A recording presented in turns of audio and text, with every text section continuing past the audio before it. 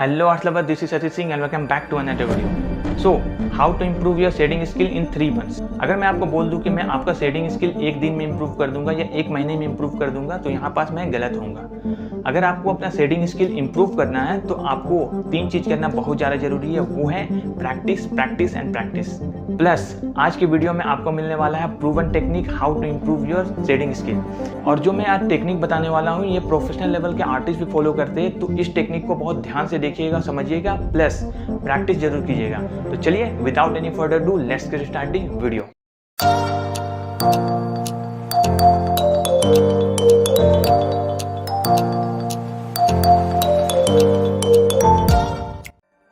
तो शेडिंग को इम्प्रूव करने के लिए हमें आर्ट को 3 भाग में डिवाइड करना पड़ेगा।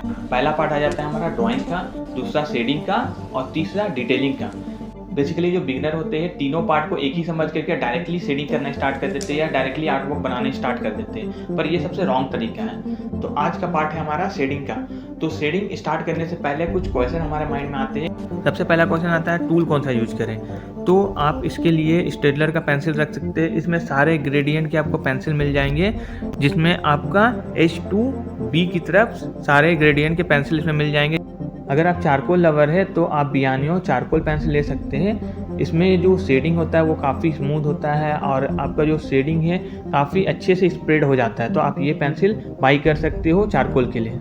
आप साथ में एक स्क्रबर रख सकते हो ताकि जो पेंसिल आपका शार्पनेस ख़त्म हो जाता है तो आप इसमें आराम से शार्प कर सको और आप डिटेलिंग काम इजीली कर सको। अब चलते हैं सबसे इम्पॉर्टेंट टूल की तरफ, जो है हमारा ब्रश। ये कोई नॉर्मल ब्रश नहीं है, ये एक मेकअप ब्रश है जो काफ़ी ज़्यादा सॉफ्ट होता है, जो आपका जो आप शेडिंग करते हो काफ़ी ज़्यादा स्मूथनेस लेकर के आता है। नेक्स्ट टूल है पेपर स्टम्प। ये आपके डिटेलिंग जगह पे काफ़ी ज़्यादा हेल्पफुल रहता है।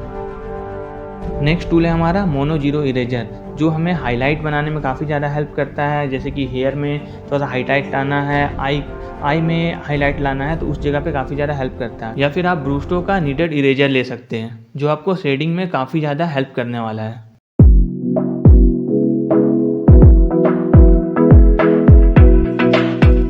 अब चलते हैं उसके अगले स्टेप की तरफ, जो है उसके टेक्निक के बारे में। तो जिस तरह से किसी भी चीज़ को सीखने के लिए उसके टेक्निक के बारे में मालूम होना चाहिए, उसी तरह से शेडिंग में भी हमें उसके टेक्निक के बारे में पता होना चाहिए, किस तरह का टेक्निक यूज करें जिससे हमारी जो शेडिंग है वो प्रॉपरली हो। तो चलिए उस टेक्निक के बारे में जानते हैं जो प्रोफेशनल लेवल के आर्टिस्ट भी फॉलो करते हैं। यहाँ पास आपका पेंसिल पकड़ने का तरीका ही डिपेंड करता है कि आपका शेडिंग कैसे होगा।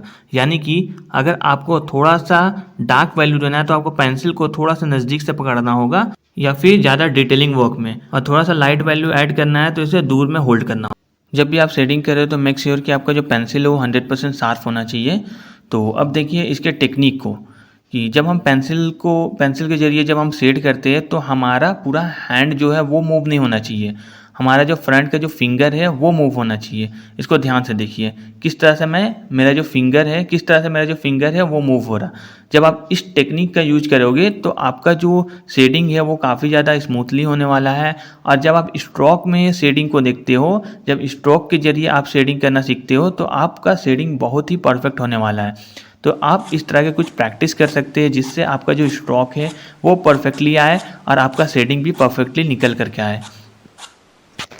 अब देखते हैं कि हम मिस्टेक क्या करते हैं। जब हम शेडिंग करते हैं तो हम कुछ इस तरह से स्ट्रोक देते हैं। तो इस तरह से स्ट्रोक देने से क्या होता है, जो हमारा अपर जो पार्ट है वो ज़्यादा डार्क हो जाता है और थोड़ा सा वो दिखने में भी ख़राब लगता है। जब हम ऊपर का लेयर चढ़ाएंगे इसके ऊपर तो वो ज़्यादा ओवरलैप दिखेगा।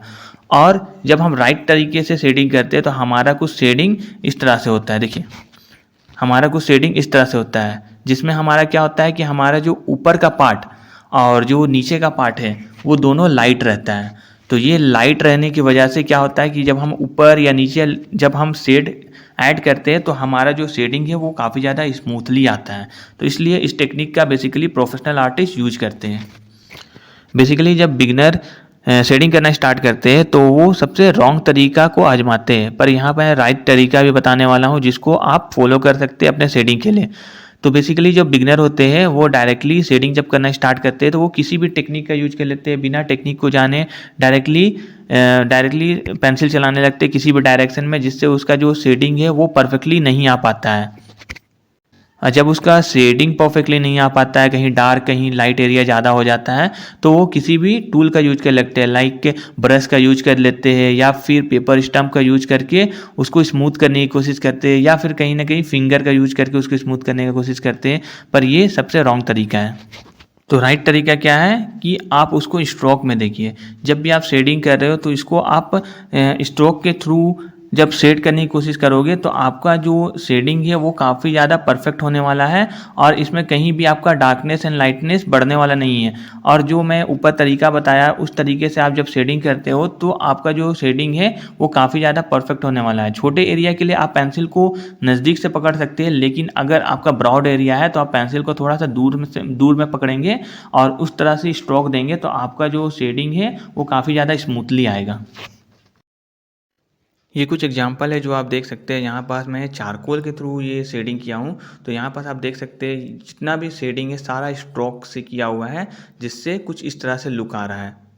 तो यहाँ पर टूल मैटर नहीं करता है, आपका टेक्निक मैटर करता है कि आप किस टेक्निक का यूज करके शेडिंग कर रहे हो, जिससे आपका जो शेडिंग है वो परफेक्टली आ रहा है कि नहीं आ रहा है।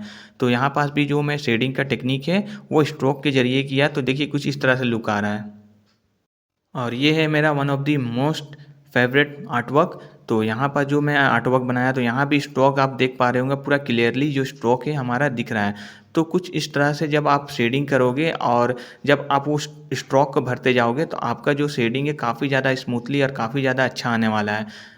तो यहाँ पर देखिए मैं थोड़ा सा जूम करके भी दिखा रहा हूँ इस चीज़ को। तो जब आप इस तरह से शेडिंग करते हो, इस टेक्निक का यूज करके शेडिंग करते हो, तो आपका शेडिंग बहुत ही परफेक्ट बनता है और प्रोफेशनल आर्टिस्ट भी इस चीज़ को फॉलो करते हैं।